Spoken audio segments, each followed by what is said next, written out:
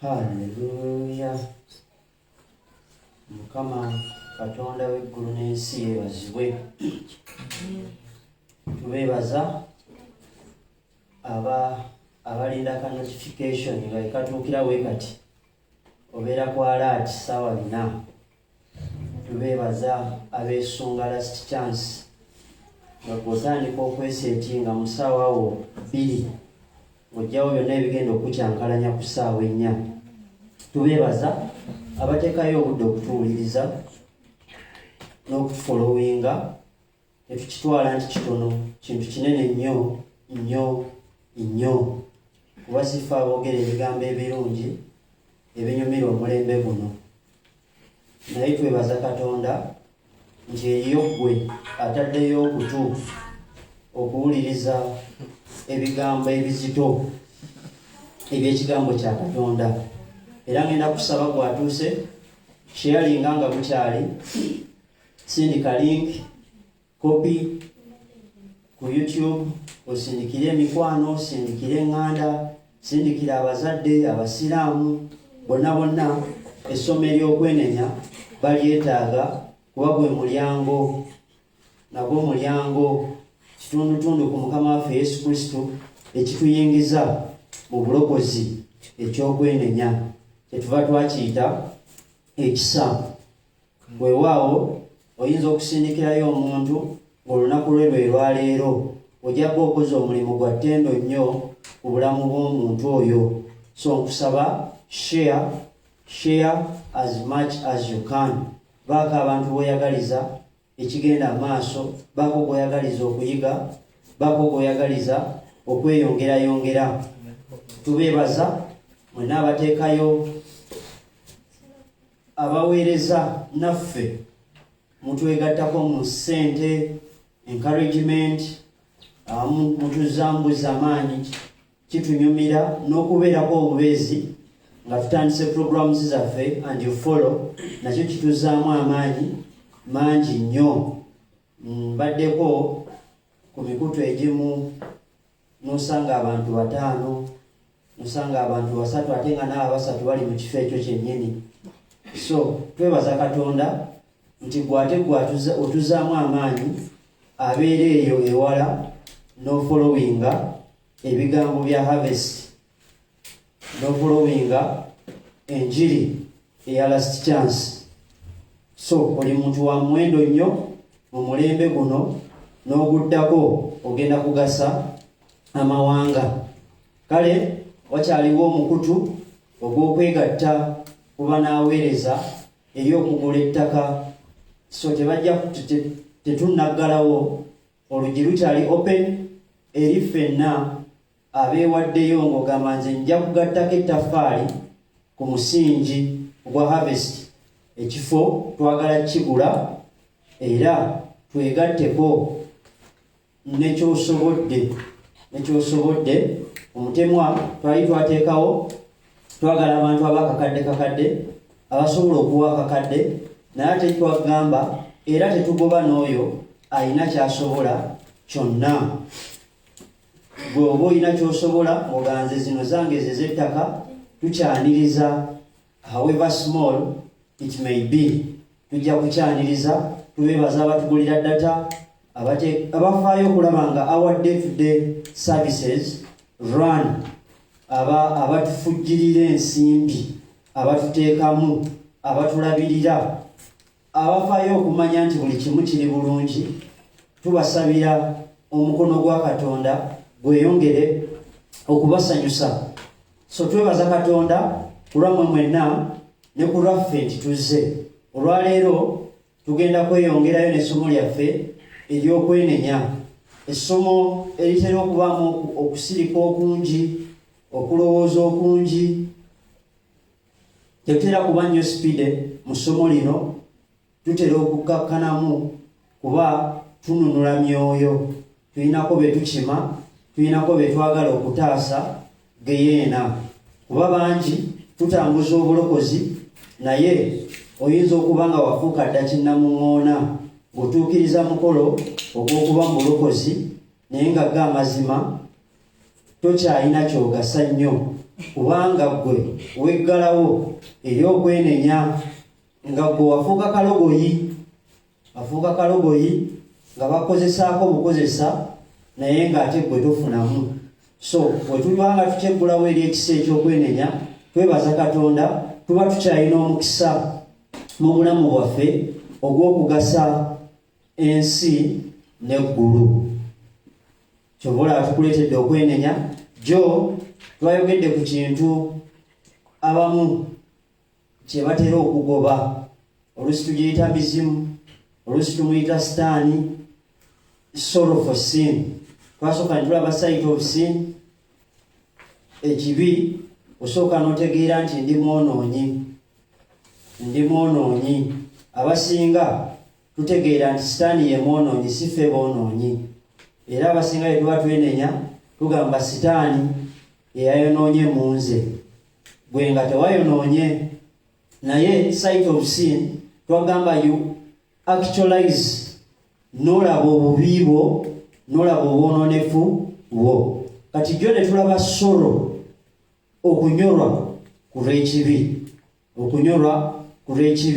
Ne tugamba nti teri mukazi azaala mwana nga tafunye labor pains. Ffenna obulumi obwo abakyala babufuna, ne bwabeera wa kiso ne bwabeera waki, bonna babufuna.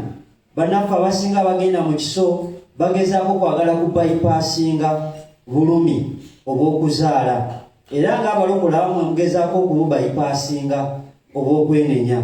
Naye labor pains zino ze zireeta omutima ogw'obuzadde mu mukyala, ye attachment esooka omukazi yenna gy'afuna ku mwana we, obulumi obw'omuzaaliro ye attachment. Kati naffe nga tufulumya ekibi, waliwo obulumi, era twamaliriza tugamba nti obulumi obwo bwenkanankana n'ekibi ky'oba wakoze, buzito wange ekibi ky'oba wakoze. Obulumi obwo bwe tufuna bwe butugatta ku musalaba gwa Mukama waffe, that pain we get. Abasinga abatafuna bulumi buno kyova olaba tuddamu ne twonoona. We never feel the initiative of the cross. Tetutegeera kiki Mukama waffe kye yafiirira, tetufaayo kutegeera bulumi ki bwe yayitamu. Tubanga abavuga empya buli ssaawa, tovuze ku nkadde, naye okufuna pain eya Mukama waffe ey'omusalaba tugifuna nga tufunye sorrow for sin, okwennyika kuno okw'ekibi. Ne tugamba nti okwennyika kuno oba obulumi buno bwa mirundi ebiri. Mulimu obulumi obw'ensi bwe twamaliriza nga tugamba okusinziira ku Bakoliiso nti obwo buleeta kufa. Obulumi obw'ensi oba okunyolwa okw'ensi kuleeta kufa. Sitaani akulumiriza, naye ng'okulumiriza kwe kukusindika eri kufa. Kuyinza okuba okufa mu mwoyo oba okufa mu mubiri. Ye ekigendererwa kye kutaminatinga bulamu bwo obw'omwoyo ye sitaani. Kyokka ate ne tugamba eriyo ne gye twayise godly sorrow, obulumi obw'obwakatonda. Obulumi obwo twagambye bumaliriza buleese kwenenya. Kati Abaluganda abajjawo okwenenya, simanyi ekyawandiikibwa ekyo gye bakiyita, kuba kyo ekyawandiikibwa kisigala kitugamba nti buli Katonda w'aleeta okunyolwa mu ffe aba aleeta kwenenya. The sorrow he brings calls for repentance. Tatunyigiriza lwa kutugoba, naye sorrow eno Omwoyo Omutukuvu gy'ateeka ku mitima gyaffe. Twagambye Omwoyo Omutukuvu wamala okuba tooki ku kibi kyaffe, obulumi obwo bw'ofuna bwe bukuyamba okwenenya, bwe bukuyamba okomawo mu kwenenya maaso ga Kitaffe. Era twagambye nti ebigambo ebikozesebwa mu ndagaano enkadde bingi bijjayo ekintu kino, nga mwabaddemu okwekunyoola enviiri, twakirabye mu Yeremiya, mwabaddemu okwekuba mu mabeere, okwekuba mu mabeere, ey'oluzungu egamba beating the breast, ey'oluganda negamba okwekuba mu kifuba, mwabaddemu okwekuba mu bisambi, nga bonna bajjayo ingredient eya pain, eya sorrow, okunyolwa ku lw'ekibi kyo. Kati ekibi kino si kunakuwala bunakuwazi, naye buli w'otegeera obuziba bw'okugwako otandika okumanya how bad you have treated the Lord. Bubi ki bw'omuyisizaamu, buli okutegeera obuziba bw'ekibi kyaffe ye depth oba bwe buziba bwa sorrow eno. Ekibi kyo gye kyakoma oba gye wakoma okukola ekibi, ne sorrow eno gyekoma okuyingira mu mutima. Era ng'omutima bwe gukola ekinene ennyo mu kwonoona, so gukola kinene nnyo ne mu kwenenya. Ne tugamba nti qualifications eza sorrow eno ey'obwakatonda zabadde 6. Twagambye it's an inward sorrow, sorrow ya mutima, kiva ku mutima. Eno si ya maaso, si ya kwebuzaabuza, si ya kufunya face, eviira ddala ku mutima. Eviira ddala ku mutima. It's a sorrow for the heart. Era onosoma bikolwa by'abatume 2:37 egamba nti Peter wamala okwogera nti ekigambo kya Katonda ne kisala emitima gyabwe. Bayibuli ey'oluzungu egamba they were cut at heart, emitima gyabwe ne gisalibwa. Kati pain eyo gye baawulira yereeta okwenenya ya mutima.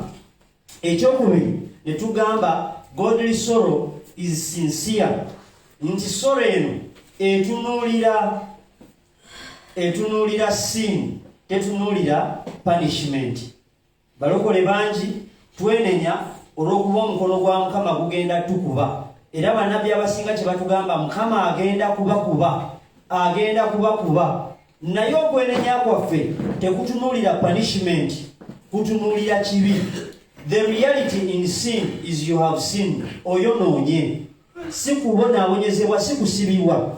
Bw'okwata omwana w'omukazi ne bakusiba, okukusiba si kyekyamakulu, naye gwe kutegeera nti wakutte omuntu.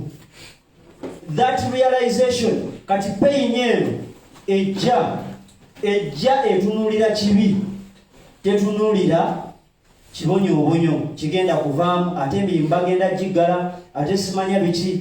We don't look at the punishment. Sorrow eno etunuulira kwonoonaako, etunuulira gw'osobezza, n'etunuulira naawe asobezza. Ne tugamba it is a faithful sorrow, nti sorrow eno yeegattamu okukkiriza, nti tetusindika mu kugwa, wabula etuyamba kukomawo. Kyetwagambye nti worldly sorrow ereeta kufa, godly sorrow yo okukkiriza kwayo kutugamba nti Katonda alokola era asonyiwa. Okunyolwa kuno kwaleeta kusigala kutuwa amaanyi nti eyo Katonda ow'ekisa era atusonyiwa. Ne tugamba it is a great sorrow, okusinziira ku Zakariya 12 olunyiriri olw'11. Okunyolwa kuno kwa maanyi. Zakariya agamba nti bajja kukaaba ng'omukazi afiiriddwako omwana we ow'obulenzi, nti bagenda kukaaba baggwemu n'endasi. Kati sorrow eno buli bwe tumala okulaba ekibi, ne bano baamala kulaba oyo gwe baafumita, bwe tumala okulaba ekibi waliwo okunyolwa okwo okw'amaanyi. Ne tugamba nti kuli compared to the depth of one's sin. Era twamaliriza tugamba nti ekibi ky'omuntu kiweeyinga n'obuzito bwe. Omusumba wayonoona, ekibi wayenda, n'omuntu endiga obuliga n'eyenda, ebibi ebyo tebizitowa kyekimu. Newankubadde nga abasinga tugamba nti ebibi byonna byonna byenkanankana mu maaso ga Katonda, naye tebizitowa kyekimu olw'obuzito obwoyo akikoze. Ekyokutaano ne tugamba godly sorrow is joined with restitution. Mulimu okuzzaayo bye wabba, mulimu okuzzaayo bye watwala. Onoosoma mu Ezera 10 olunyiriri olwokusatu, Ezera agamba ekitabo ekyo kitugamba nti buli eyalina omukazi munnaggwanga n'amuzzaayo, ne baawukana n'abakyala abo. Kati bw'oba obadde otambulira mu bwenzi olina muka munne ewaka bw'omala okwenenya omukyalo oyo omuzzaayo. It's joined with restitution. Then twamaliriza tugamba it is abiding. Tekuvaawo, tetukubuzaabuza, tosobola kukugjawo. Kuno kwo kubeerawo. Era we nasinzidde ne nkugamba olunaku lwajjo nti abasinga Omwoyo Omutukuvu yasemba okwogera naffe ng'akulaga kibi kyo. Nga we yasemba okwogera naawe nga buli wodda mu maaso ge asigala gamba naye ekintu kino. Lwaki? Relationship yammwe bwe yali yakoma. Kati ng'ekiyinza okutuyamba okuzzaawo relationship kusooka kusirisa kibi, kuggyawo kibi. N'olw'ebigambo ebyo tujjukiddemu akajjo, ngenda kusaba musumba atwongereyo ne aspect oba n'akatundu ak'okusatu ne quality ey'okusatu ey'okwenenya. Amen. Amen. Thank you, teacher, for teaching us. I wanted to say, guys, thank you, teacher, for teaching us. Tubebaza mwenna mwebale nnyo kutwagala, mwebale nnyo twekuumirako ng'ebyo bwe basikambula yo bwe bagira babakanga, naye ne mugamba tulina kyetwagala okuyigawo. Kyamakulu nnyo bw'otuukanga kagga okulanga Dawudi yalonda mu mayinja ge n'atambula n'agenda. Buli bw'osanga abasomesebwa londa ebisomeseddwa weeyongereyo tambula ogende. Amazzi oba tugeetaaze tosena, naye fuba okulondawo amayinja agagenda okukozesa okukuba Goliaasi. Leero tusomera wamu naye tutuuka ku bibuuzo ne tubeera separate nga bwe tusomera mu kiraasi, naye buli omu baatuuka ne bamuwa pepa ye. Wali ticha abeera wammwe. Kati ticha bw'otamu owuninga ng'oli mu kiraasi n'ogamba that is my teacher. He is teaching me, particularly teaching me. If you don't particularize the teacher, oba tosobola kuyita pepa ng'oli bwomu. So, mukimanye timuyigira mu gurupu naye challenges zibalumba ku individual basis. Era buli omu kyawulira kiba kirala, emitima giba mirala. Obulokole si bwa kigurupu. Ng'onoonyumirwa obulokozi sooka mubugabanirenga mu gurupu, naye bw'oba obutambuza oba bw'oba olina kyoyiga yiga obwomu. Kiige bwomu. Nkola ya Isirayiri bwe baba ku lutalo buli omu alabanga ali omu, naye baba bayimba for victory nga bayimbira wamu. Ekyo kye kivaamu enjawulo. N'olwekyo mikwano gyange njagala okubagamba baleme kuwubisa. Olina amagezi agago n'amatu agago, osobola okumanya ebikugasa n'ebitakugasa. Osobola okumanya omukutu ki gw'ogoberera n'obeerako ng'ogoberera oba obutagoberera. Ebintu ebyo man was given choice. Katonda awa ekitiibwa okusala okw'omwana w'omuntu. So mu nsonga ezo mbadde mbagamba gino misinde buli omudduka emisinde giteekeddwa mu maaso go.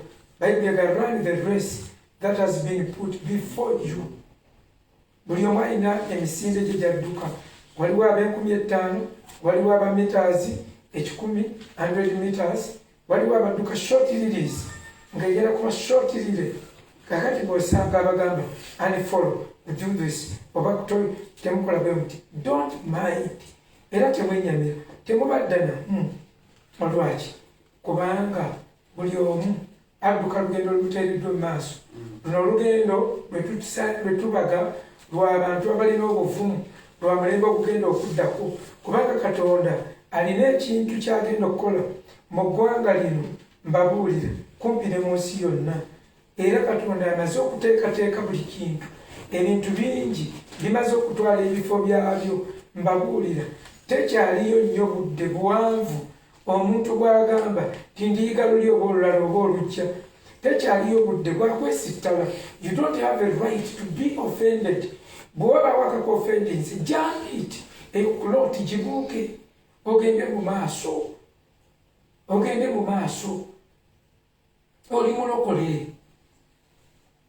so kyamagezi nnyo ebigambo ebyo okubitegeera obikwata kubanga mbabuulira baganda bange mbabuulira nga tewali kyenoonya ku ggwe wadde omuntu yenna nkubuulira bubuulizi nga nkugamba kyeggulu gyeriri negeyeena yaddala neggulu lyaddala oba abantusooka bo baali basaaga nga banoonya emirimu ffe bye basaagirako ate twamaze netulokokera ddala ebyokusaaga tebikyaliwo ffe tubiri siriyasi oyinza okuba okurakinga joke olunaku lumu mba ntambula n'embwa naye nga zeewuguddeko mukasikosiko akati owooluganda najja nkange nga yeevuumyanga embwa kati nga nze embwa nze ntambula woolaba mukuye nga wabaawo embwa ng'embwa zaafuuka mukwano gwange nga zaafuuka baganda bange kaakati oli ajja avuumanga embwa yeekwesa nkange ntuuka kumbe zitambula zo zikyama zitambula ziyingira ensiko tezirina we zitya zo sirikale ati oluganda mbanze neyongerayo otambula kumbe zijja ziri omwo mu nsiko najja nkange embwa zaalowooza waliwo embwa erumbi ezavaayo ebyaddala ye yali akolanga embwa zennyini zimujja mu practice baganda bange mukyali mukwekoza nga bwe mwesittala nga bwe mwenakuwadde nga bwe bamwenyeka nnyo nga ebintu byomukyalimu ebyokwefunyafunya mbabuulira pick up and you go on buno bulokozi life is too short tebuzanyira na ku bulamu bumpi nnyo tambula olonda amayinja goteekeddwa okulondamu kyetugenda okusisinkana kyaddala kyetugenda okusinkana bwe tusinkana death ebaliyo ebitugira mu byaddala ebitulumba biba byaddala tutambulire mu bulokozi obwaddala kyetuva tukizuula omwemutukuvu kyava kikomyawo mu mitima gyaffe okubasomesa ekintu kya repentance lwaki oba oli awo kituyambe okwetereeza kituyambe okwekunkumula kituyambe okwekebera repentance tuli ku 6 capsules waliwo olugero lwenjukidde ebintu bino byeyogera engero naddala temuzizanyirako sirirwasiba kuba nti I am a funny preacher as you usually say naye mba noonya okwongera okutegeeza okwongera okusomesa mba nyongera okutegeera kubanga ndi musomesa owa primary school eyafuna grade eyawaggulu ennyo ate mu infant nakola nnyo infant eyo naye siina topiki gye nabasomesa kaebe yakubala nga sikitadde mu story nekinyamba nnyo okufuna max grade esooka nekinyamba nnyo okukola obulungi n'embeera wanjawulo mu TTC kakati nammwe mbasomesa ebiseera ebimu nga nkwesa story osobole okwongera okutegeera kakati nyina akagero kanzijidde wano nakasoma dda nnyo mu kibiina kyakusatu kali mu katabo ka Musisi ne Nalule awo wenyigira left nogabulira pifiki akatabo kano mwali mu story ngegamba bweri nti ebisolo byateesa bisima oluzi bwe byateesa okusima oluzi ne kubaako akakizi wakayima ne kagamba kabuuza empologomera ekiteeso nti owaayi olowooza Katonda agaba ebintu ebibiri tatera gaba magezi n'amaanyi beyawa amaanyi teyabawa magezi ate beyawa amagezi teyabawa n'amaanyi banaye tokikwata n'ogamba kyawalibwa ekyo kiririddewa ndi ku lugero kaakati wakayima ebisolo ebibuuza otegeeza ki naganze sigenda kusima ti ab'amaanyi musime ffe yatuwa magezi buli kintu nekinyiiga kubanga teri muntu ayagala talina magezi ebisolo byonna ebyanyiiga kyebyakola nebigamba kugasime tekajjagganyo nekabeerawo nekagajjagganyo mujja kulaba nga nyudde ng'eyiire nga naabe ng'ate ago gennyini obusungu ne bweyongera n'ebisima akawa amagezi kati awo ente yebeerinnyawo yezitoba emboga etakulaawo n'ejjembe bakagaa tetwagala magezi tojja kunywa mazzi munaye nga bagatuukako amazzi bwe bagatuukako nga bakayima baganjaganya nga basalawo bakuuma oluzzi nga balukuumira mu mpalo kakati nga bagamba ebisolo ebyamanyi byebyasooka okukuuma olw'obuswandi engolo yakuuma bwe kajja kalingizayo bulingizi gy'oli nzize kucekinga oba muli ku jjute kagamba obadde omanyi nti nze kunywa mazzi ani agala nti bakayima banywa amazzi nekeyongerayo ng'olyegamba oba tegunywa kumbe ennyota ekali bubi nekalinda empologoma lwekuuba nekagiramusaako tyatuyitawo isifera tunywa amazzi ebisolo ne batandika okugenda nga bakyusaamu kaamu gye beyakuuma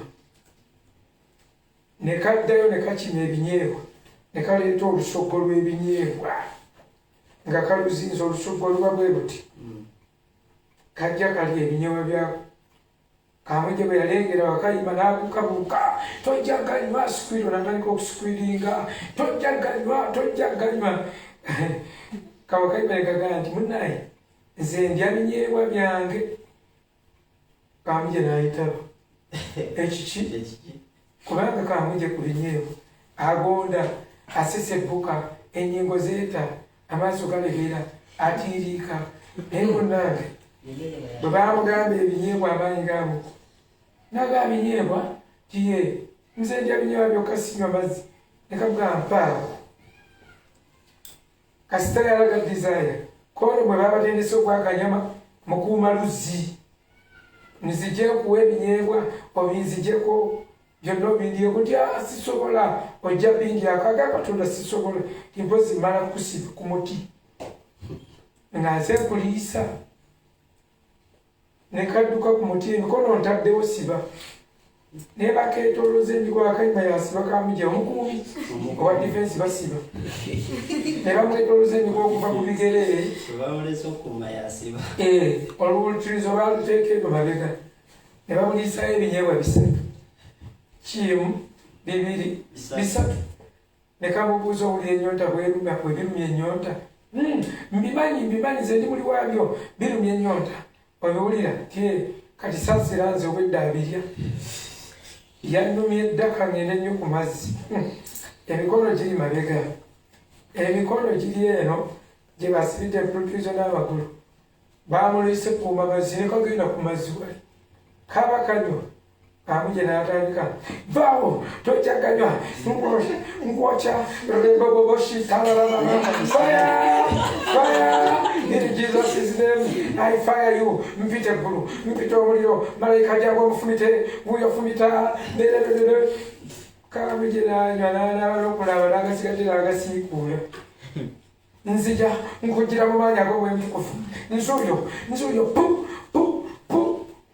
nga kaliko ekataddeko empuluttulizo nga n'okunyenya tanyeenya ntegeeza ki mu kyo abantu bangi basibe bali ku migwa kwe boogerera ennimi bali ku migwa kwe bogolera fire vow in Jesus' name hallelujah Jesus nemuvaawo nga mwebatiza obulokozi bwe bali wala obulokozi bwe bakaluubiridde temulina moral authority wadde okuyimirira mu kitundu ekimu oliwo kiyimiriramu babagera ku kyalenjingirawo obulamu buganyi tokyalina gwagamba n'awulira kubanga oli wamukwatirira oli wamwemula oli wamugamba egamba eddala oli wamukola bwoti oli wamulingiza bukwati abaana ne babaddemu emize akati emigwa kwoli ekkanisa abantu bali ku migwa kati kuoba ku mugwa nambe ku mugwa netukuŋŋaana kyakye bayabasibe olwaleero ne muyimba netwekalakasa olwaleero nze nangirira ngenda kufuna ebirungi olwaleero nze naye nga muli ku migwa nga migwa gyennyini kale muwe mutukufu kyava atulondera ebyokubasomesa tubala bingi naye atulonderamu ebimu nga biva eri mu theological school netubireeta in fact bannammwe abasomye mu theological school yaffe be batugamba essomo lino liteekebwe ku Facebook n'abantu abalala balisome litugase naye n'omwoyo mutukuvu aba amaze okituteeka ku mutima ne tujja nakyo ne tukibateerawo bassebo ne bannyabo confession okwenenya ye sabbuuni yekka bayibuli gwe asobola okututukuza atali sabbuuni ono ow'oluvu bayibuli gweyogerako tine bw'onaaba ne sabbuuni ow'oluvu ekibi kyo kisigala kirambikiddwa mu maaso ga katonda penyiriyo wali olusomyeko mu Yeremiya 3:14 oba ba Yeremiya mekooyo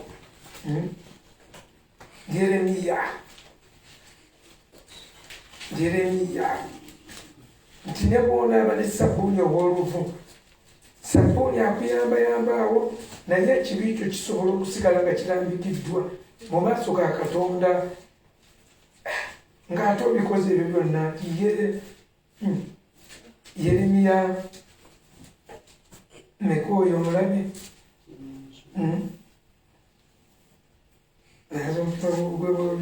olyokolekoke tekuba bbiri meka 2:22 Although you wash yourself with soda and use an ambulance of soap, the stain of your guilt is still before me, declares the Lord. Kati olayinza okuwakana naye katonda alina byalumiriza naga nze nkubuulira munaaba alina bye yalengera beekolako emikolo egyokulaba nga batukula mu maaso ga katonda ne bakuuta ekigere kwa ne banyimunguza mu matu ne mukama n'awandula wali n'avaawo ng'ali twala abamu banabalaba ku stokisi n'agamba ava kukola tawubatanasule n'atambula ng'akutekole ku kanzu ya rabbi alonda awulira ali twala atukudde nnyo ekisusse nayewuliriza bayibuli wiina yegambye nti ne bw'onaaba ne sabbuuni kubanga newankubadde ng'onaaba n'oluvu n'okozesa ne sabbuuni mungi naye obutali butuukirivu bwo bulambikiddwa mu maaso gange bw'ayogera Mukama Katonda nti oyinza otya okwogera nti soonoonese sigobereranga babbaali abo ali kubatambulira mu dinaayo otyo bwe tutuukira ku kirungo kyaffe namba 3 kyebeta confession okwatula confession omuntu alekawo ebintu bye byonna byonna nagayita nayonooneka omuntu n'omugamba wayonooneka naga atayonoonekanga nasigala nga ye self preservative ye yeteekamu engeri y'okwezaawo yayiga ye okubeerawo mu ngeri ezo ebintu by'okwekaza naga asoonoonese kati ate nasigala ng'alina emikolo gy'akola egiraga ng'egy'obutuukirivu bw'agamba ne bw'onaaba ne sabbuuni w'oluvu with an intention nti olowejjako ekibi ne bw'okola otya naye ng'ate bwe kituuka ku kibi otambulira mu dinaayo agamba ekibi kyo kigenda kusigala nga kirambikiddwa mu maaso gange okulambikibwa ey'oluzungu egambye it will remain as a stain on my soul, on my heart. The stain of your guilt is still before me, declares the sovereign Lord. The stain of your guilt. Stain yebala ligenda kusigalawo. Teri kintu muntu kyayinza kukola. N'abazaabuza Katonda. Katonda n'ajjukira nga atayonoona. Lwaki? Kubanga bino kisiga memory. Naye it is a qualification. Bino kiringanga abaana kati ku ssomero lyaffe abaana bambala bbulu abawala nga limu kasijuku akeeru n'ekitogi kyeru uniform kaakati bwejja tetwetaaga si ffe tugamba nti we misfit olaba bulani nga iwe misfit nga toli mu uniform tojja mu banno era abaprefects baba bakolobye dda baba bakutte dda ne bakwata ne bakuleeta mu offisi tajjidde mu uniform kwegamba era abamu baweerezaako nebbaluwa abazadde ensonga lwaki ono tayambadde engatto twafiiriddwa awenyera akola bw'ati era ne fact oluusi fe smartness kiba kikulu nnyo ku ssomero kakati ekyo kitegeeza ki eggulu lirina standard gye lyakola. You justify yourself a misfit. Eggulu abaligendamu batukuvu era yatugamba kimu mu Bebulaniya 12:14 mubeere batukuvu nga ye bwali omutukuvu kimala. Kati bw'otutuuka wali ebbala lyerikulaga bwali otuukawo butuusi bwe kennyini era omuntu omu yagamba nti Mbabolesi Katonda yali kututwala mu geyeena nti ogenda kulaba bulabi nga bwe weetwala mu kinaabiro ku luno lwokka bw'ogenda okwebuuliza nti bigenda mu geyeena liryo. Akayimba kasona ni very soon. Ka video. Oli ajja akomba atuna sijja eno nagenda mu geyeena. Nalaba bulabi nga tagwanidde. Kakati wano ebbala gw'ogenda kiraba ogenda tiraba wekka bw'otuuse weerabe ng'ofaanana bubi weerabe nga kiri ekirudo kye nabagamba nti bwe naloota nga mpudde mu ttooyi bannaye neeraba nga nze nanzijjudde omanyi gwe obusa bw'abantu abakulu ate nga buluddemu nga tebabweputinze ng'abamu baba n'endwadde ez'enjawulo nga bonna buli ku nze ekyo kyali kirooto gye yali siteeti mu abapya abazeeko ekyo nakiroota nali neekebera nali nzijjudde ebibi naye nensabasaba okusabasaba okwokwegjako oluvannyuma ennyo Mukama nandaga wentuuse bwe yali yamulisaako ng'olumaze n'okusiibamu kumpi ennaku 3 ennambirira. N'olwekyo bakando bange tuzzeeyo ku kirungo ekyokusatu kye bayita the ingredient number 3 ingredient of confession of sin, okwatula ekibi. Ngero 28:13 lwogenda okusooka okutusomera bayibuli etugamba nti ngero 28:13 ojja kulikula ku sipiidi nnyo bayibuli nja gikola. Ngero 28:13 Mbangero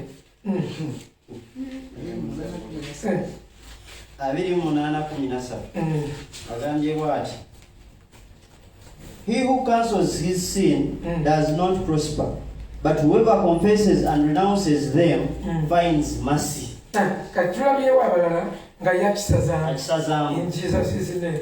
He who cancels, and asigamba he who conceals, to conceal.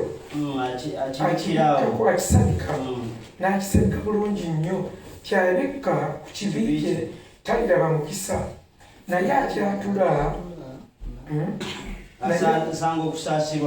afuna okusaasirwa maaso ga Katonda. Luno lugamba alabika ku kusobya kwe taliraba mukisa naye buli akwatula n'akuleka alifuna okusaasirwa. Alina omukisa omuntu atya mu biro byonna naye oyo akakanyaza omutima gwe aligwa mu kabi. Ebintu bino byangu nnyo bye tusomesa ate engeri gye nkusomesa eri practical. Whereby nga you simply open up n'ogamba Mukama check me. Mulisa abantu baleme kumulisa kubanga buli wooteekebera oyinza okgenda wali omuliro. Peetero yali takimanyi yeetwala ku muliro kumbe yeerabisa yaliko ne Yesu ate yeetwala ku muliro. Ddaba bwe bamwetegereza okumwetegereza kyamuviiramu ebizibu ebitoogerekeka. So bassebo ne bannyabo confession of sin kintu kikulu nnyo okwatula ebibi. Buli we twatula wali bwe tuvudde ku ssolo oba olunaku okunakuwalira ekibi n'owulira ng'olina contrition n'owulira ng'olina kigambo ekyokozesa ku compaction akanyigo ako n'owulira ng'olina obulumi munda.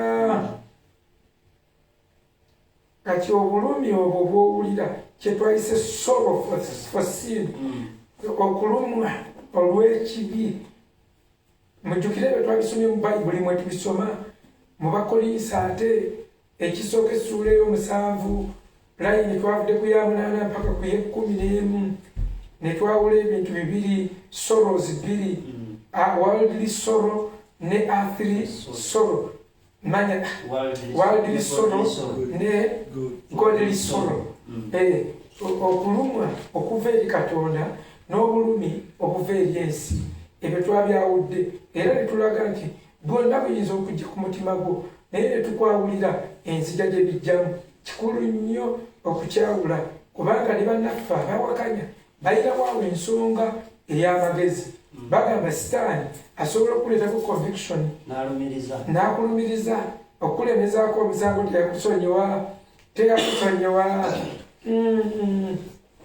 teyakusonyiwa sitaani alabanga okutte ekkuba ettuufu asobola obutakuziyiza nate naye n'akudda emabega mukama bw'aba yagala ntambula ngodde eno n'olitegeera sitaani bw'alaba takyayimirizika akudda emabega n'akusindika n'odduka buddusi bwakiri osobye peesi bwakiri abaako kyakozesa ekirala kakati mu confession akyekizajulatinga mu bulumi buli asobola obwekizajulatinga ereebaawo sitaani n'akyongeramu naye nga yakozesa earthly sorrow oba worldly sorrow naye eyo worldly sorrow ate evugira nnyo mu bw'obuntu tesobola kuba initiated by the Holy Spirit eri so human evugira nnyo mu bw'obuntu mujjukire twagamba ebireeta okwenenya biri bisatu omwoyo omutukuvu kigambo kya Katonda n'obw'obuntu kati worldly sorrow tesobola kuvugira mu kigambo kya Katonda worldly sorrow tesobola kuvugira ku mwoyo omutukuvu esinga kuvugira obwa muntu tugamba obunaku ennaku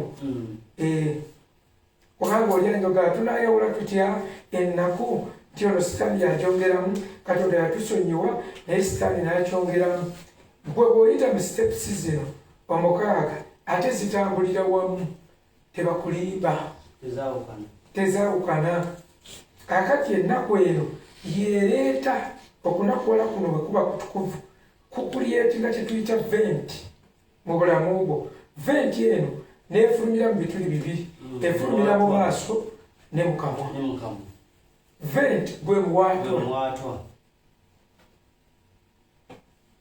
so kakati ennaku yebikola genda okulaba amaziga gazze gegalaga omusaanuka kw'omutima ate akamwa ne kabaako kikaatula owulira nga you are forced nga si bantu be bakuforcinze kubanga ate nakyo tujja kyogerako okwatula ekintu willingly nga towalirizibwa bantu external force but internal force yewalirizibwa okukola ekigambo kyebayita confession so tugambye mu luzungu sorrow is such a vehement passion that it will have a vent nti okunyolwa kuno kubeera n'omuwaatwa it vents itself to the eyes by weeping and at the tongue nti era kugulugukira mu maaso n'amaziga ne mu lulimi The children of Israel stood and confessed their sins in Nehemiah 9:2. Ekitabo kya Nekemeya 9 abaana ba Isirayiri bayimirira ne baatula ebibi byabwe. Babyatula nga tewali abawaliza naye babulira kyekigwanidde. Babulira kibotola kivuddeyo nga bolaba volcanic mountain. Nekemeya 9:2 Those of the Israelites' descendants had separated themselves from all the foreigners. They stood in their places and confessed their sin and the wickedness of their fathers. Batula ne batula ebibi byabwe. Kakati ekigambo ekyo abooluganda bangi bakiremerako. They confessed their sins and the sins of their fathers and the wickedness of their fathers. They bayatula batya bagamba nga Dawudi, we were born in wickedness. Twazalibwa mu kibi. The wickedness bazalibwa kubanga bagenda mu busibe olw'ekibi ky'abakitaabwe kye baakola okujeema ne babazaala. Kaakati ono kyavudde ateekako akagambo descendants. Abaava mu bali be baatula ne bagala ffe twenenye baali mu repercussion z'abantu otyo nga beenenya oba kinaategerekeka naye babyagala byeno tetukiinaku buzibu. Ffe twayagala batikulaku kakica omungi oleme kubanga akawuka ke nalaba nakalabanga mutoyize waffe mu byalo nga keetisse ebintu katini nnyo sinakasenyaku kali kawuka kati ate kulabika okulira Luweero tale kati ffe ate toyezo ezabanga mufukuzi ez'ettaka ng'asima bwakannya bwe bityo. So nalabanga mwakawuka nga kaliko kakica omungi ennyo nga katambula olaba enfuufu yetambula ne kasasira atambula bwanti obuuka obwo gye buli kakati nga kamenyeka tekalina gye kabitwala tekojja bulooka tekabirya n'obuuza kafaaki. So basebe ne bannyabo bano baali beenenya obanga obusibe bwali bukyaliwo generation babawa emyaka mingi n'omwana ali mu lubuto naani ng'egyo emyaka gyonna balina gitambula egyo emyaka gyali mingi. Kaakati bano nga babuuza buli lwe babuuza bagaa twayonoona lwaki tuli wano twayonoona naye obudde bwali bunaatera okuggwako mwoyo mutukuvu atandika okujja abawa ekisa Badanieri atandika okubawa ekisa batandika okuconfessinga their sins. They were part and partial of that sin kusinza ku duration ng'obwazaalira omwana mukomera naye omwana bwomuzaalira mukomera n'abuuza manyi lwaki tuli mukomera mwaba omwana n'agenda neyegayirira osi mutusaasire munsonyiwe nze musonyiwe ne maama agamba bebi tumusaasire tubasaasire. Kati ebintu bino tebikwatagana na kino kye mugamba ekyebibi byakitammwe. Bano baali bamanyi ebibi bye baatula ebyabanyaffe manyi ebyabazadde byabwe kubanga bugire ingredient yaffe ebadde confession. Ate this was communal. Tekyali ku personal. Kwali kwenenya okulinga okulimu ne intercession. Otyo twagamba ebyo naye byakwawula okwegayirira n'okwenenya. But this one is confessed. Bayatula na bwatuzi. Balyatula kitegeeza babimanyi.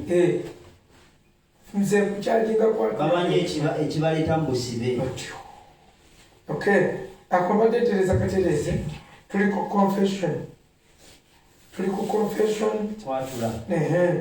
So basebe ne banyabo Hosea 5:15 alina kyatusomesaawo. Tulina ke twagala okuyigawo. Nga sina kumuwulira olugero lwa Grigore lwe yagamba. Hosea 5:15 Then I will go back to my place until they admit their guilt, and they will seek my face, and in their miseries they will honestly seek me.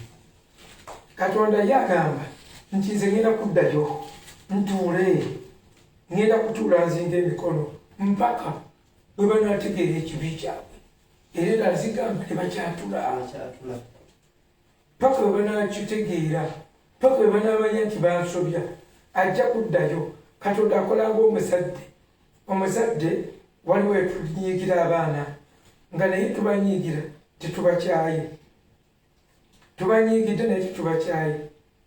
Omwana n'amanya nti kyakola kibi era ogenda okulaba nga yezzeemu najja gy'oli nagadde forgive me ng'alaba relationship yo naye efudde especially fe abamanyi okuzimba relationships zaffe n'abaana baffe.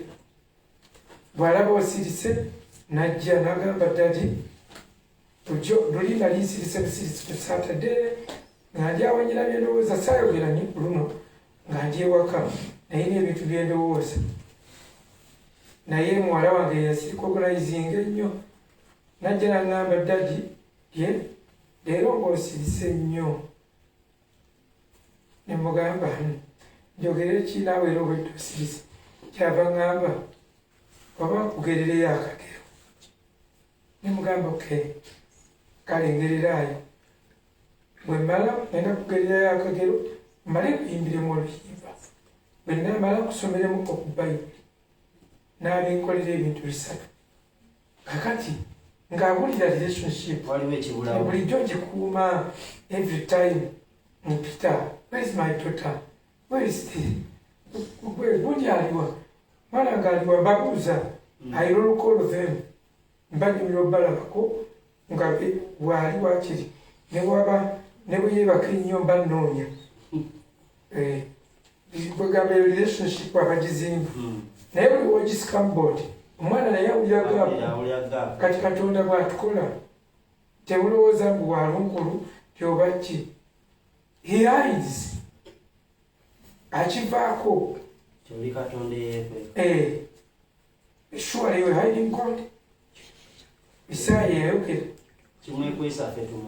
otyo ffe tusigale nga tukulyetinga ekyo naye Koseya agambye nti nja kubavaako ngende ntuule mpaka bwe baneddamu kubanga ffe tufiirwa ekyo kyayogera ekyo kyetuyita coming back to God seeking God his face kakati okusaba n'okusiiba ekkanisa kwegamba nga temuli repentance nga ye Katonda alumiriza nti sinze nabasobya mmwe mwansobya Yeremiya yagamba mukkirize nti mmwe mwansobya ng'owulira ayagala bakkirize but confessing baatule nti ndi siina I am the one who sinned against you siye tayonoona kakati ekyo kyonna kyetugamba ngenze kunoonya Mukama teriiyo sitayiro yakunoonya Mukama okugjako okwerongoosa Mukama tebamuwenja nga nseenene Mukama tebamuwenja nti mbwe emmere yemugoba mu lubuto naye buli bwogenda n'omutima ogumenyesa omutima ogukakkanye ebyo bibayita okunoonya Mukama sooke munoonye obwakabaka bwe ng'owulira bugenda naye munaanoonya mutya nekimutamanyi bwakabaka bwa Katonda sikulya na kunywa nti bw'osiiba olwoba obukozeeko ekibundi olwoba obusifunzizza bw'otanywa olwoba obufunzizza nogamba leero tugenda kunywa bunywi leero tugenda kulya buli si kuba kusiiba era si kuba kunywa naye nkugamba obwakabaka bwa Katonda mirembe n'obutuukirivu n'okusanyuka kati bw'agenda nabyo ebisatu kati bw'atugamba munoonye obwakabaka bwe seek first the kingdom of God abagamba noonya ebintu ebyo ebisatu lwaki bw'agenda owulira nga bivuddewo emirembe gigenda essanyu ligenda ogenda okuwulira obutuukirivu tosooka kubumanya mpaka bitooki emulisizza bwemulisa ku kibi kyo n'otandika okukiwulira era mbabuwulira akali bakendooga bwe bakalabira ku mukonda akaligenda bugeyeena okalabira ku butaba na conviction n'emu nga konoona ne kasigala akakunnumba nga kagaya ekyo nakyo olwekyo kinene nnyo kyo kyekibeewunyisa tolabangako kyojja obulabe olwoba oligendako egindi olwoba otuuka eri olwo ye munnanga okunamye olwo n'ogendako e Bulaaya so embeera eyo bwetyo gye mbagamba bassebo ne bannyabo so mbadde nkugamba mikwano gyange ekigambo kino Grigore kyayita nti the salvage of a wounded soul akadagala k'emmeeme eyina ekiwundu kwatula confession era bw'agamba mwatuligane muwone Yakobo 5:16 confess to one another be healed mwatuligane muwone okwatula bakwogerako ng'okuwonya naye okuwonya kwe boogerako si bulwadde nnyo buno okusooka wadde kivaamu ate obulwadde bwennyini naye okuwona buli wooba nga tuyatudde ekintu ekisigalamu oba ng'omuntu alina internal bleeding oba afunye accident n'atafulumya musaayi naye buli wooyatula ekintu kino oba otandika okuwona ogenda owona mutima gwo guwona bw'ogenda n'oyatula kubanga buli byobadde opaakinzi nze nkikozeseza practically buli bw'obeera awo oyinza okunyiika tugeze onyigidde mukazi n'omunyiigira ye nga tamalina kumanya nti onyiize gwenobalakuja kayimba obuyimba bwe nakuyitako wanyiize nno ddala obutakufaako abasajja bakikozesa nnyo yeetuuma awo n'alumemba kumbe bamuledde omuwaki kyayi abakazi baba bize ebyabamu bamanyira omufuka ne bamuleka ku mmeeza ate abamu tonyiga lwaki tamumpadde amulese ku mmeeza eri ku bimeeza bye bafukiddeko kakati notunula nemmere ayinza ogibega neyerabira batwerabira oluusi baliwo naddala abakazi abazadde bamanyi ayinza okwerabira omusajja akati obeerawo oba okyali awo nogaaka mulagero nonyiika ninokulabo bayimba abazanya balidde ogenda kulya kati ajjukira luvanyuma nga obwana obuuze notugiwembwa eriwa yabadde yakitamwe kakati basemere balideo ebintu byanyiizanga naye kakati nayiga confession kugambira weno gyeweze ejja kukolako gimpe njirye nga mukyala n'omwesooka nnyo sikyalunda kwetuuma sikyetuuma newewawo ekinyiiziza kugambirawo divine this is not good okay kino si kirungi kakati kinyambye okutambulira mahalaali nembanga siina famire yange ku baana bange mukyala wange siina kibi kyenterese mu mutima wadde sirina kubanga siina kyensobola mugamba era buli kintu kyonna wasukka omumwa bannange yesu naye sisuse mutima gwe buli kimu bannange gwe buli kimu okirabaye bireme kubeera eno kambiteeke wano wakiri bibeere wano mbeera ofulodedi buli omu akulaba wekisenyo nakutikkula uleme kujjula kasasiro so siteekayo baana bange bonna mbagambirawo buli muntu yenda kunyonyolerawo mpolampola mwoyo mutukuvu abangambye wait nsobola okkirinda naye era mbanja kyogera so confession is very important ddagala eriwonya omutima ddagala eriwonya emmeeme muve mu byokutuuma agantu gajja beetuumako osule nekintu osule nakyo kati ezo no confession zigatwonoonye bannaffe tubasobezi muntu ku muntu eyo wadde tugikozesezza tikyanga njagala kumwatulira kintu ayina kyakola nga tekinsanyusa ekyo kyetugamba bwe nkisirikira ndwala gwofa kati ate bwe tubeera n'ekibi kyaffe tukikweka ne tutafuna mukisa era nakyo tetuwona kubanga obutabona mukisa kulwala bubanga bulwadde bukuviiramu era endwadde so mikwano gyange ensonga eyo Gregory gye yagiyita salvage of a wounded soul nkulu nnyo. Confession, what is confession? Confession is self-accusing. Kugwesalira weteeka mu kooti nogamba I have sinned. Weesalira omusango. Gw'otuula neweesalira omusango nga tewali agukusalidde nga bwe kiri mu Samwiri ekyokubiri 2:17.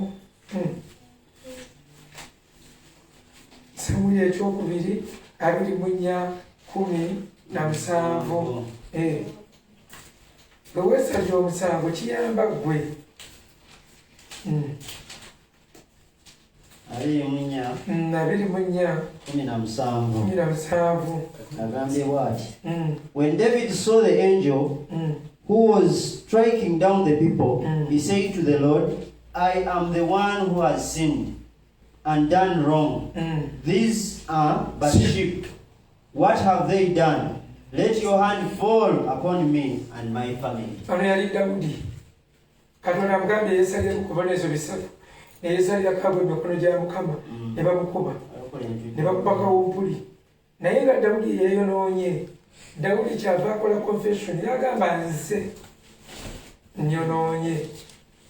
Naye yeekolako self accusation. Nze kanze nyonoonye. Kino tekisoboka mu bw'obuntu. Abantu tebaagala kwekyusa. Abali waggulu naddala. Baagala obubi bwonna babuteeke ku bisaasaane mu balala. Baagala ekintu bakitransferring. Adamu agambe omukazi agambe omusota. Omusota agambe wangoba nani. Wankolimira kikolimu. Kakati bassebo ne banyabo. Self accusation. Mwemuva confession. N'owulira nga bukusinze ekyo tuva tukiyita okwenenya b'omuganda ate wano ye kyekinyusi kye. Era ensomesa ebaddewo. Otyo okwenenya kwatula kati rero tukugamba kirungo namba 3. It is part of repentance. But it is not repentance, the fullest part. It is not full repentance.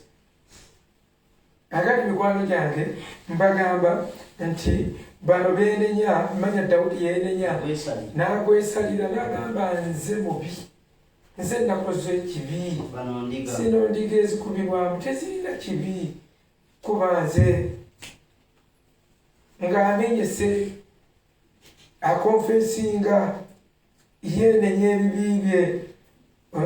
Olugero lugamba nti bwe weenenya bw'okonfesinga ekibi kyo, if you accuse yourself, no one else can accuse you. Nti bw'ogwesalira teri asobola kukusalira mulala. Tewali. Era Katonda agamba bugambi nti bwe baba beenenyeza tewali mulala asobola kubanenya. Kyovula Bayibuli egamba a broken and a contrite heart you will not despise. Taabigaye. And olw'okuba taabigayenga ne Sitaani tasobola byakyuzinga. Tasobola kugira muntu agwesalidde tasobola kumusalira. Kyetulaba ku Yoswa mu Zakariya 3.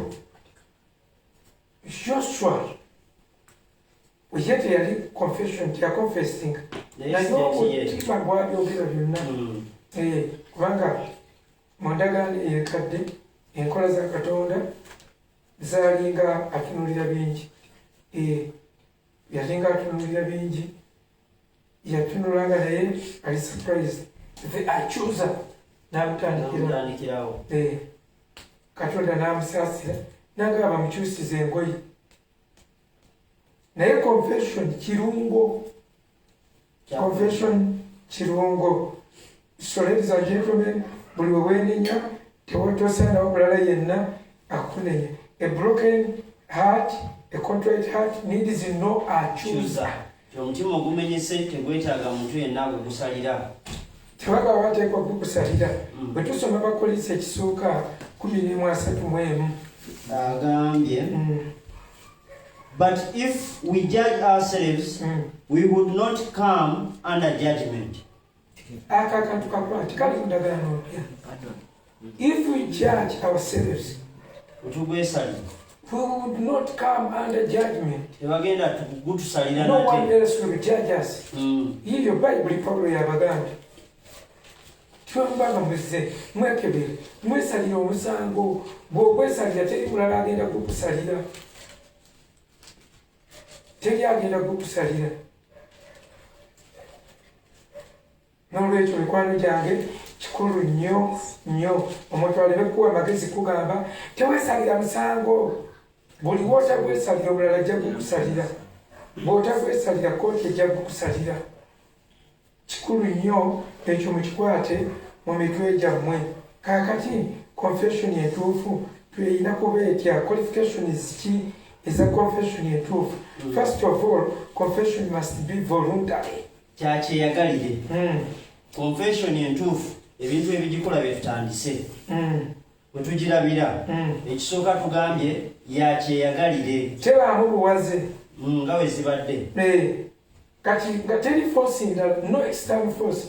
Kati olabanga mukubala 22 olugero lwa 34 mukubala 22 ne bwotasumayo Balamu yagaana nga jene Katonda kuveeri naye endogo yemala kwogera ng'erabye ekitala ekyekyusa omugagga endogo yineebwama alaba resistance mu lugendo n'agenda n'amenya omuggo n'agisakula emigga esatu.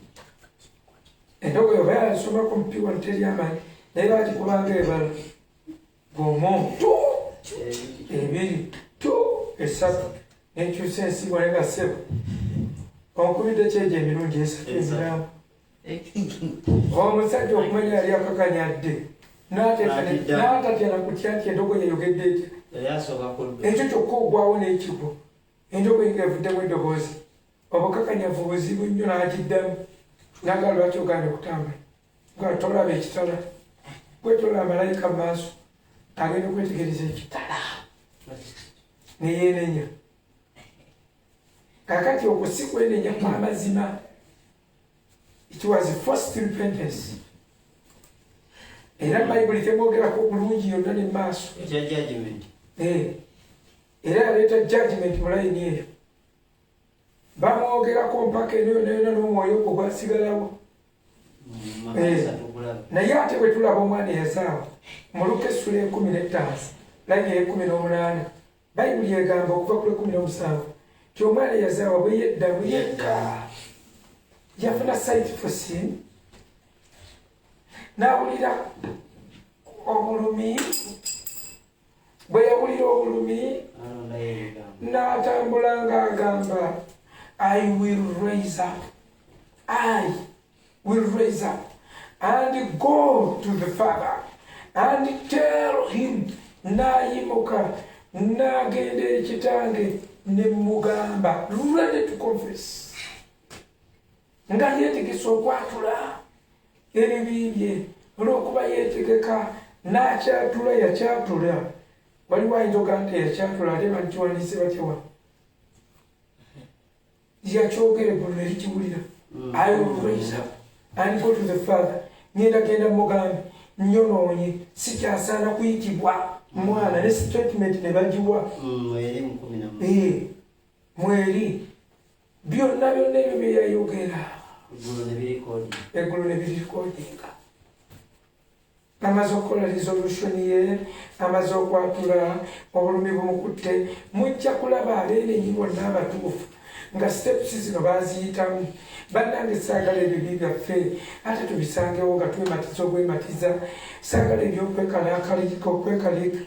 okwekaniikirira bwekaniikirizi. So tugambye confession tebakikaka. Ekyokubiri, confession must be with compaction. Tukikola mu kanyigo. The heart must deeply resent. Omutima gukibeeramu mubaamu okunyolwa bitambulira wamu. Wabaawo engeri ya burden. David's soul was burdened in the confession of his sins. As an heavy burden. Muzabuli yasapuna yali akyatula ng'akyatulira mu bulumi. Obulumi buno ebintu bino obiwulira nga biba bikwatagana bulungi ng'oyatula ng'owulirayo n'obulumi munda for that damage you caused ng'ekintu ekitegedde bulungi kyoyatula. My guilt has overwhelmed me like a burden too heavy to bear. My guilt has overwhelmed me like a burden too heavy to bear. Mpulira nga binte ali mukwatula nno naye naawulirayo obuzito obanga alina kyofulumya nga kizitowa obanga afulumye ekintu ekyo kikulu nnyo. Tuli ku confession basibule banyamu si ene yaffe gye tukubiramu aleluya ez'obuwanguzi. Aleluya y'obuwanguzi nzize kubagamba abooluganda naye nda aleluya ngeera nammwe abali wano babwali tukikozeeko egamba ng'oli awo obudaalimba budaalimbi kakati ebyo nno ne Church of Uganda mwandigitaginze neewulira ebintu bino ebyokwatula nti nalepinga embizi nendeepinga embwendwa ebintu ebyo si bye tugamba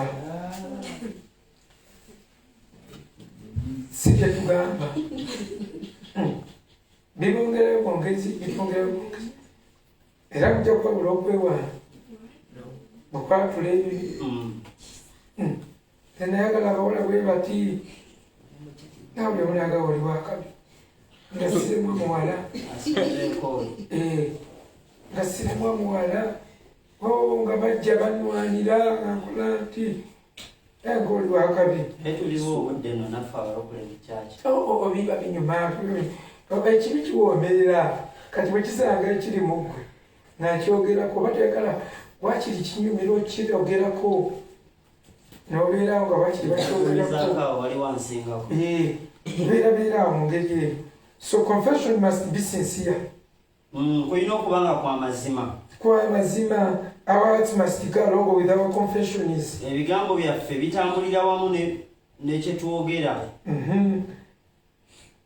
Omutima gukibeeramu. The hypocrites confess sins, but when they are still in love with it. Abasinga baatula ekibi nga bakyagala abeebuzaabuza bannanfuusi. Okyakula naye ng'okyakyagala kikyali so dear to you, owulira nga akyenenya nga bwe nabagambangako bwe bankanganga ennyo omupiira bali tebagalanga ngende ku mupiira naddala abakyaki naddala musumba wange mukwano gwange yali gatayagala ngende ku mupiira yali tayagala ne maather mami oli yasooka yafa kubanga nali muwulira nnyo ne bamundeetera aŋŋambe n'aŋŋamba tudda mugenda ku mupiira era yatula wano eŋŋamba kama saasira sidda mugenda ku mupiira naye ng'osanyusa bano naye nga si kyendiko njogera bwogezi waliwo omuntu omu bali bamwita Augustine yenenya ekibi kye naye bweyenenya aba akyakyenenya ali musaala mukama onsonyiwe mbonawulire mutima agumugamba naye nze ngakyakyagala yawulira eddoboozi erikayana kinganze ekyayagala gwogera birala otyo nga bwogamba nga bakuletedde emmere nogamba no you can't leave it olubuto olwo nelubula okuyisaawo omukono wamma gimpe nga ekyenda kikuli bubi naye ng'oba omuntu bugamba gireke. So confession must be sincere. Tulina okubanga kwa mazima. So tulina kutambula step, the heart must move step by step with your mouth. Olina okufuba okulanga omutima gukwataganye bulungi n'ebigambo. Naye eno oyogera kirala, eno yakula kirala, ate omutima gugamba kirala. So baganda bange nyongera bakubiriza naddala abaana bannambi. Bajogera abaana bannambi obategedde. Mwomuyina ati oyo asinga nga wano oyogera kirala ate n'otegeeza kirala. Oyogera ku confession ng'otegeeza kirala. Eno oyogera confession eno ina confusion.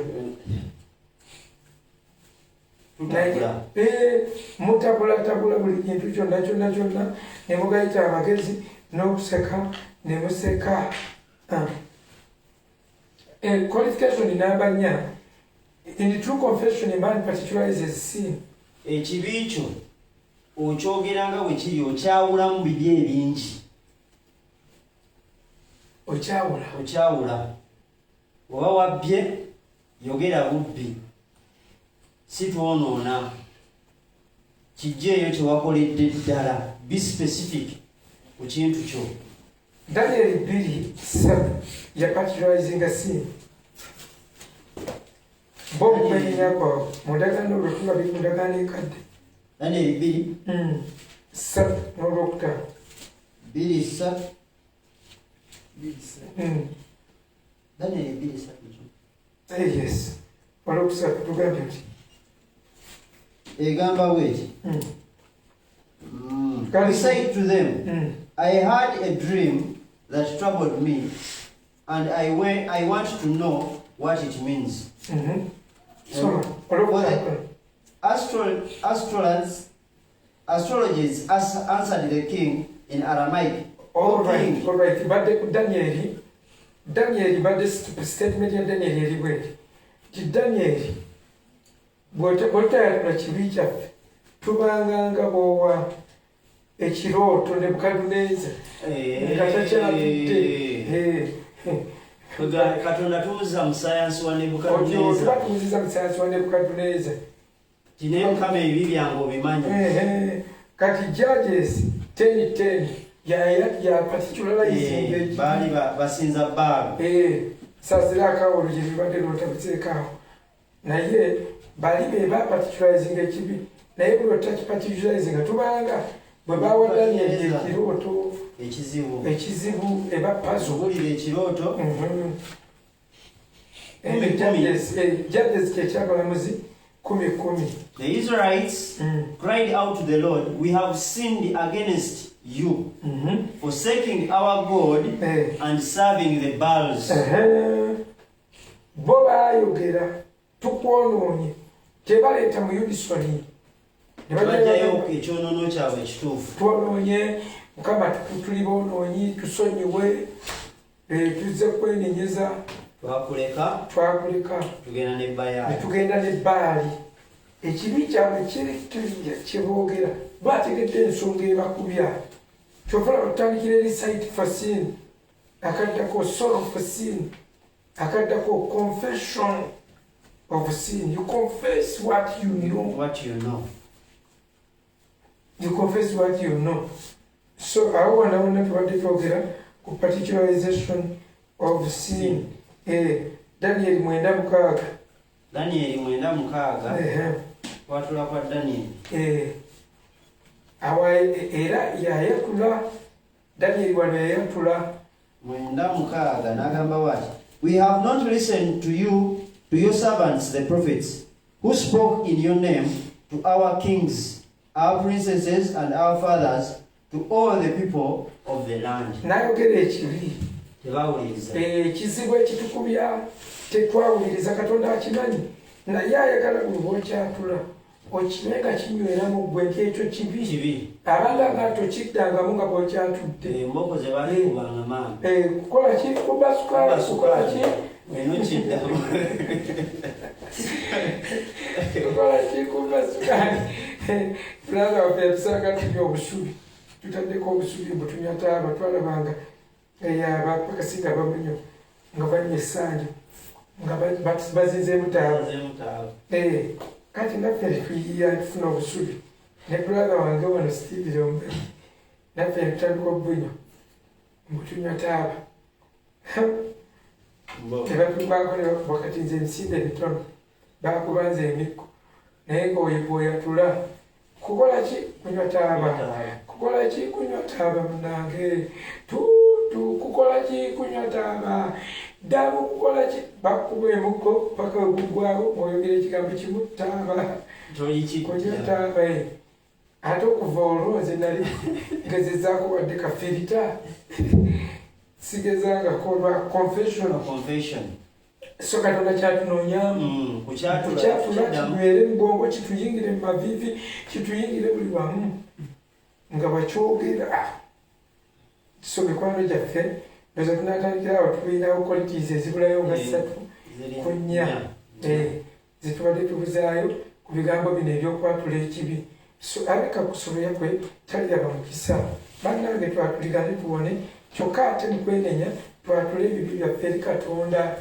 tumugambe Mukama tukoze bwe tuti aba movement mumanyi ebyokwatula mwatule mwalaali oyatule bwoba musirikale gamba nakuba omuntu esasi olyogere bw'oba ng'olina effujjo lyonna lye wakola bw'oba oli mwenzi kyogere ogambe nsaasire obwenzi bwange nsaasire okulaaya ne gundi nsaasire okwebaka ku gundi ng'osaba ng'oli wekka kale ng'osaba okusooka saba ng'oli wekka oyatule ekibi kyo okusinga bw'oneebuzabuza.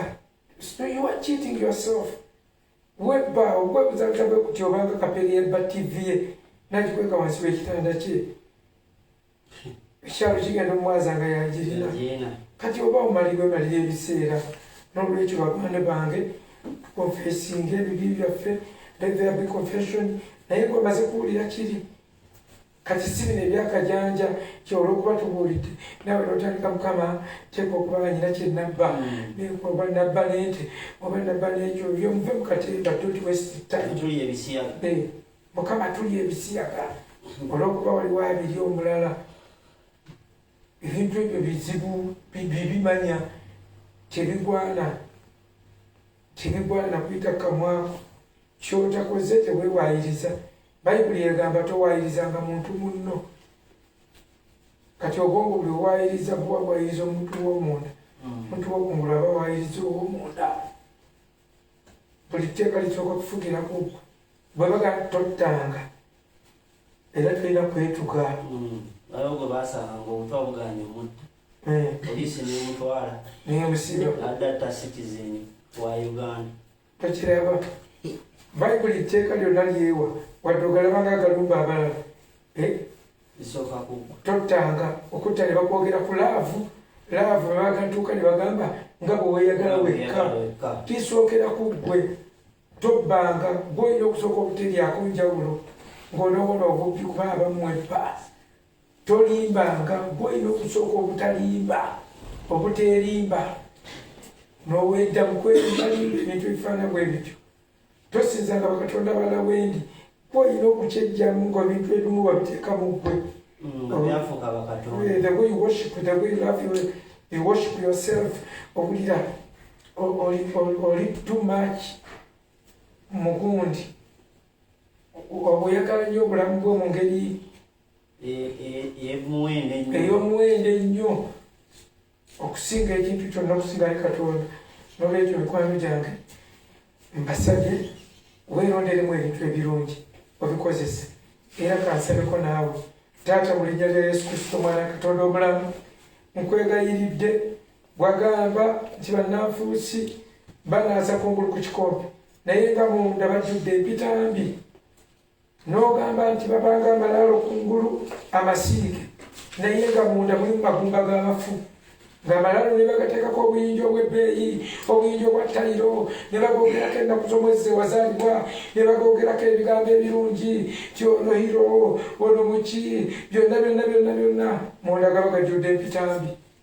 Kwegayidde tuyambe tuleme okunaaza kungulu ku kikompe tunaaze munda tewali ngeri yakunaaza munda okugjako okwenenya Mukama oyo ye muntu ow'omunda tunaaze munda. Bayibuli egambye newakubadde omuntu waffe ow'okungulu nga ggwawo naye ow'omunda zibwenga bujja bulijjo ow'omunda Mukama tumuzza bujja okuyita mu kwenenya tumuzza bujja okuyita mu kuggyawo byonna ebikuziizizza ogambye ti omukono gwange si gwe guyimpaye n'amatu ge gagadde n'amaaso tegazibye naye ekibi kyammwe ekyo ekinjawudde nammwe. Taata nkwegayiridde mulisa tumulise ku kibi tukyenenye kiveewo mulisa ku kyonna ekikuziizizza okujja gye tuli mulisa ku kyonna ekikuziizizza okujja eri eggwanga lyaffe mulisa ku kyonna ekisibya revival mulisa ku kyonna ekisibya amaanyi g'okulabisibwa mulisa ku buli kibi kyonna ekiremesezza omwoyo omutukuvu okweyabya gye tuli. Mulisa Mukama wange tukwegayiridde mulisa tugenda kwenenya buli nsonga yonna tuyiwa emitima gyaffe gy'oli omwoyo omutukuvu. Bayibuli yakwogeddeko nti gw'olumiriza ekibi n'obutuukirivu n'omusango kwegayiridde tulaga ensonga zonna tubikkule byonna taata tuleme kutambulira mu kwekweka. Bayibuli egambye nti omwana w'omuntu talina gy'asobola kudduka kigambo kyo ti ne bw'agamba ogenda wansi kita gy'oli ne bw'agamba agenda ku nsozi gy'oli buli wamu nnyo n'olwekyo kyenva kwegayirira otulongoose twelongooseze Mukama longoosa abantu bo balongoose ng'omulongoosa effeeza ne zaabu bw'atula n'agirongoosa n'agimalamu amasengere twetukulize Mukama amabala gonna twala enfunyiro zigolole kwegayiridde obuzikiza bonna twala kwegayiridde omusumba omulungi tuteekeko ekisa tuteekeko entiisayo ekisa kyo kitwambale tutambulire mu kisa kyo tutambulire mu maanyi go okubeerawo okwo Mukama kujjule mu yeekaalu kujjule emitima gyaffe kujjule mu bulamu bwaffe mwoyo omutukuvu totukuba mabega tubeere mukwano gwo mwoyo omutukuvu tukwatenga ku mikono tuleme okweyera mu lugendo olugendo luleme tuzitowerera olugendo luleme tuzitowerera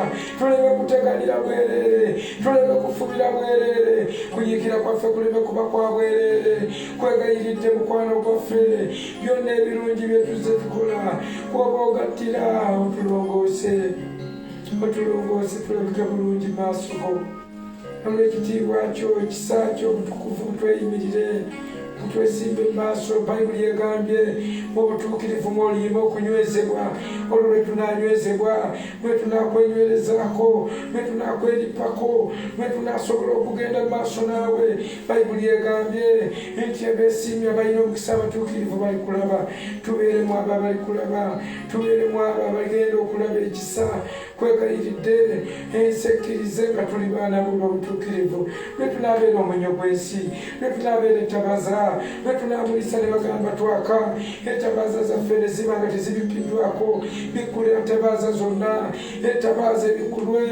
ebikulweko ekibbo buli kintu kyonna kirabisibwe ekubibwa ku lusozi buli kintu kyonna kirabisibwe bayibuli egambye byonna bye mwakolera wansi w'ekitanda ebigambo bye mwayogera Mukama biriwulira waggulu ku nnyumba n'ebyo ebyakolebwa wansi w'ekitanda biriteekebwa mu lujjudde Mukama ekiseera ekyo ekyokuteeka ebintu mu lujjudde nga tekinnaba kubaawo nkwegayiridde byonna bijjibwewo wabulewo ebiteekebwa mu lujjudde byonna bijjibwewo bye twayogerera mu byama tubyerenye mu linnya lya Yesu nkwegayiridde tutuuke ku lunaku luli nga tewali kyakwenenya tutuuke ku lunaku luli nga naffe tuli mu abo abagenda okutambula n'omwana gw'endiga nga tuli mu abo abali babawangudde nga tuli mu abo abalyogera nti ndwanya okulwana okulungi okukkiriza kukuumye Taata tuyambe naffe tukyogere statement bwekyo tuyambe tumalirize bulungi byonna Taata tubisabye nga tukkiriza kwita mu linnya Yesu Kristo Mukama waffe. Amen. God bless you. Thank you very much.